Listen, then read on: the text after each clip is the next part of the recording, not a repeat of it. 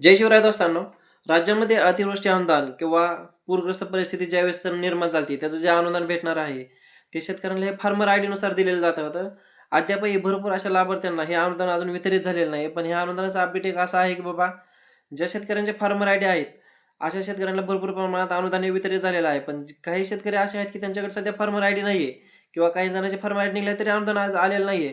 पण त्यांच्यासाठी एक सरकारने वीके नंबर हा जनरेट केलेला आहे. वीकेन नंबरवरून तुम्ही तुमची के-वाय-सी लवकरात लवकर करून घेऊन हे अनुदान तुमच्या खात्यावर वितरित होते. वीकेन नंबर हा अनुदान वितरणासाठी देण्यात आलेला आहे. प्रत्येक शेतकऱ्यासाठी की याला वीकेन नंबर देण्यात आलेला आहे.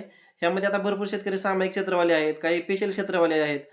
ह्यांना पण वीकेन नंबर दिलेला आहे. तर आता वीकेन नंबर जर नसेल, तर हा वीकेन नंबर तुमच्या गावातील ग्राहक सेवा केंद्र किंवा म्हणा सी-एस-सी धारक ह्यांच्याकडे तुम्हाला हा वीकेन नंबर भेटून जाईल.